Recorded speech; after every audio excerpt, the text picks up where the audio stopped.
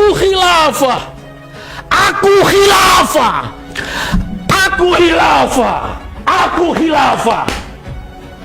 Kowe iki ra melu berjuang, ning kene ya omong numpang, cangkemmu urip saka Indonesia, golek pangan saka Indonesia, kok ora gelem hormat karo Indonesia. Orang-orang seperti ini silahkan tinggalkan Indonesia. Ayo, mubahalah sama saya. Aku khilafah. Aku khilafah. Darahku ini khilafah, nadiku khilafah, jantungku khilafah. Aku hidup bernafaskan hukum Islam, yaitu khilafah. Aku penganut khilafah, kamu penentang khilafah. Nanti mana yang hancur? Kowe iki ngopo to Nur? Rumangsa kalah ra iso nampa akhire sumpah mubahalah. Iki sumpahe karo sapa? Wong mubahalah kok bengok-bengok dhewe. Kowe iki mubahalah apa dolanan debus? Pertanyaane. Ini yang goblok meneh. Itu Gus Telek, Gus Miftah, Gus Telek. Kalau orang Jawa kotorannya ayam. Itu Gus Telek gitu itu namanya. Nggak takut, saya mau taruh, mau duel, kalah menang urusan belakang. Mau duel ayo. Kualitas seseorang itu ditentukan dengan mulutnya. Artinya apa-apa yang keluar dari mulutnya itu merupakan isi dari otaknya. Awang sing ngomong pulau Gus Telek ya lumrah wong otak kayak isine kebak telek. Kita lihat video ya. Kowe iki ra melu berjuang, ning kene ya omong numpang, cangkemmu urip saka Indonesia. Dadaku sesek ngene iki, otakku mendidih ngene iki. Ini hancur kabeh. Asu kamu itu, Bong. Matamu gosok, rasa ngaran wong kowe. Asu, picak matamu. Mergo ngajine tabaya tubuh yo YouTuber akhire gobloke kana ya kunu konan. Akhire uteke madaya kudu modal. Soalnya ora tau belajar ngaji ning pondok pesantren. Mergo ngajine tabaya tubuh yo Laknatullah, kamu mati mengenaskan kamu, sak turun-turunanmu kamu nanti. Demi Allah.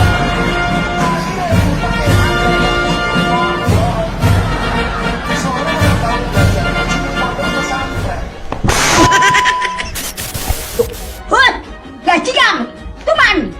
Nama aslinya Sugi Nur Raharja. Bahkan ia juga belum pernah nyantri. Jadi bayangkan, secara ilmu agama dia tidak punya rekam jejak apapun. Saya akui, saya mantan maling, mantan bajingan, mantan preman, nggak pernah mondok. Sugi Nur, Ustadz abal-abal yang selalu ngomong dobel, matamu picek. Matamu itu picak. Dobel kamu itu memang. Wajahnya yang ngeselin itu ya sudah kita cukup bilang maklumin aja. Seorang yang kalau dilihat sekilas itu mirip Nicholas Saputra.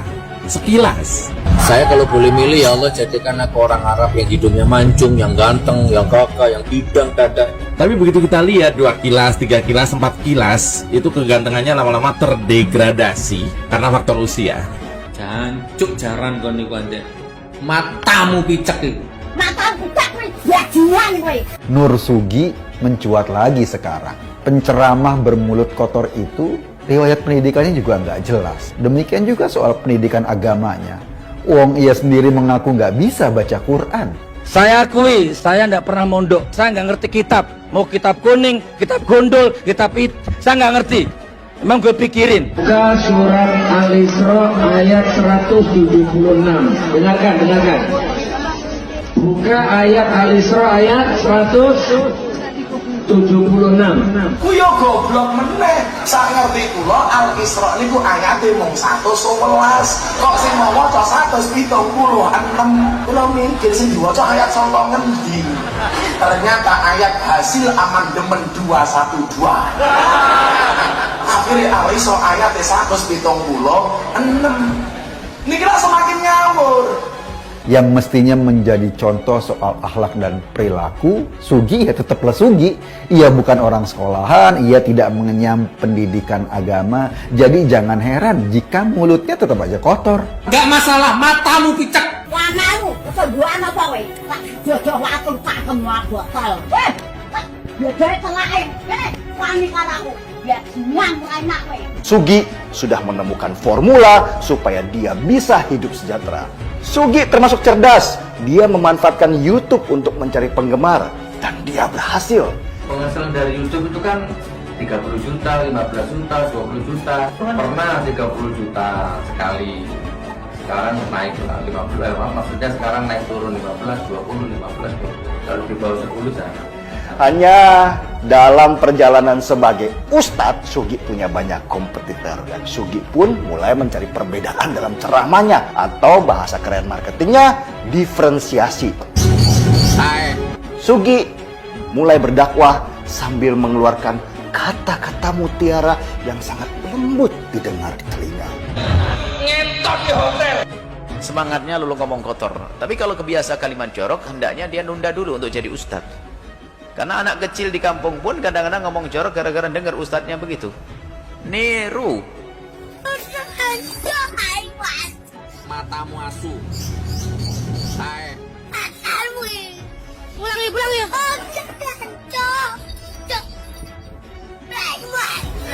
Ngentot di hotel. Selain itu dia terus menyerang NU dan Banser supaya orang melirik kepadanya. Saya ibaratkan NU sekarang itu seperti bis umum, supirnya mabuk, kondekturnya teler, gitu. Keneknya ugal-ugalan, penumpangnya itu kurang ajar semua.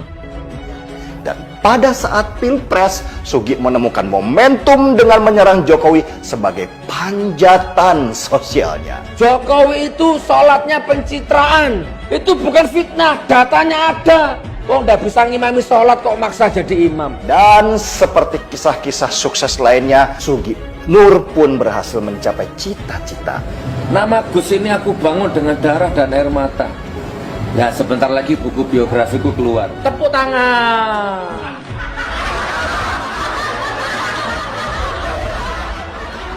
Gatel. Dia dikenal di mana-mana dan undangan ceramah pun deras mengalir. Hidupnya berubah.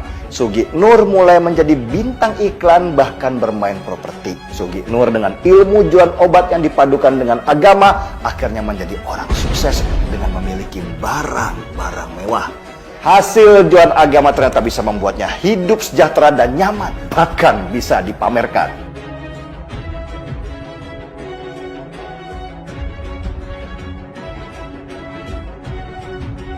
Sugi Nur jadi orang sukses yang bisa dibanggakan orang kampung. Wow, sungguh mengagumkan. Ansor, Banser, Nuril, Guntur Romli, Abu Janda, Benny Siregar.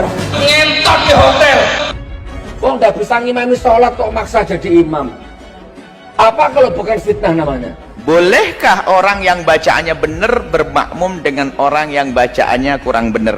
Pendapat yang kedua, al-ibrah bi'tiqadil imami. Yang penting menurut sang imam itu sah bagi dia, maka kita pun boleh ngikuti dia. Dia kenapa kok bacaannya nggak karu-karuan? Memang bisanya begitu kok. Oh ya sudah. Kok nggak ada saya? Tak lempar kamera sekali. Nggak boleh dibuat main-main sholat ini, saudaraku. Ini bukan fitnah. Ini nyata. Jika ternyata Anda jadi makmum, jadilah makmum yang bijak. Bagaimana makmum yang bijak? Kalau ternyata imamnya belepotan, ya sudahlah ikut pendapat yang kedua. Jangan langsung lari membuat fitnah di masjid nanti. Nggak mau saya, kenapa? Bacanya nggak benar. Apa yang terjadi di masjid tersebut?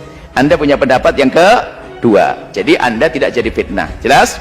Apa kalau nggak pencitraan itu?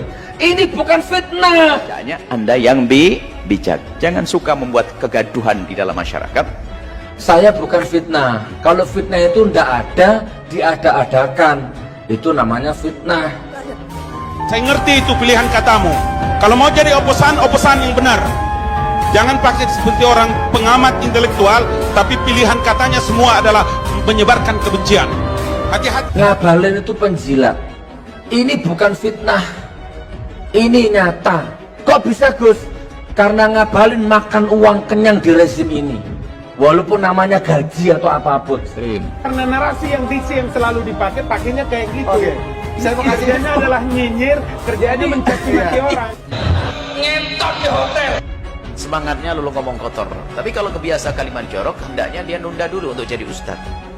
Karena anak kecil di kampung pun kadang-kadang ngomong jorok gara-gara dengar ustadznya begitu. Niru.